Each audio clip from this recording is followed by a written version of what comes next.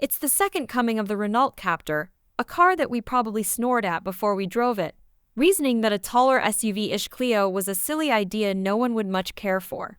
Whoops. It promptly landed Renault a smash hit, becoming the top-selling B-segment supermini crossover in Europe and the third most popular in the UK. Yep, we might pigeonhole newcomers in this class as Juke rivals, but Renault's Captur is one of the big fish in this pond, and in true style outsold its Nissan rival in 2020. Not that there wasn't plenty of room for improvement in the old Captur, which had a bobbly ride and tinny cabin. What bodes well for this Captur Mk2 is that it's based inside and underneath on the latest Clio. And that means a new platform, more space, more strength and safety, and a comprehensively up-to-date cabin. Absolutely. You've a range of conventional turbocharged 3- and 4-cylinder petrol engines, or a pair of hybrids which pair a NAT ASP 1.6-liter engine with electric motors for up to 160 bhp, with regular and plug-in versions available, both wearing E-Tech badges. Yep, diesel is dead here too. Renault says that the hybrid system is inspired by the energy use and recovery systems found in its Formula One engines, and it's particularly addictive putting it in B mode via the gearbox selector, which ups the level of regenerative braking when you lift off the throttle, giving the full plug-in hybrid the option of one-pedal driving just like a full EV. Clever. Check out the new seats, which look suspiciously like they're from a recent Volvo. No higher praise than that, really.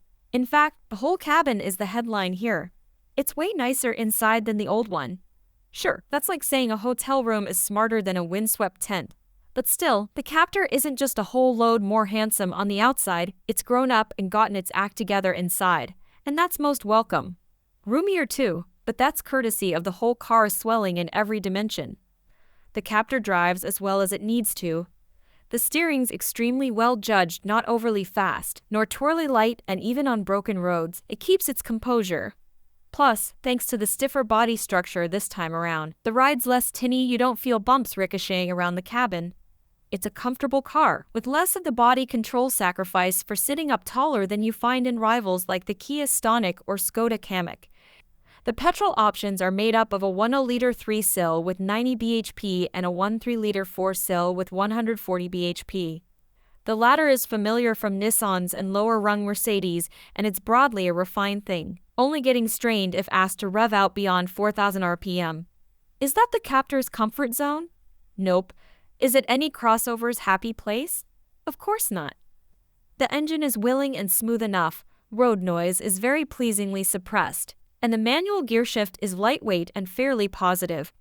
The automatic 7-speed DCT behaves like a house cat.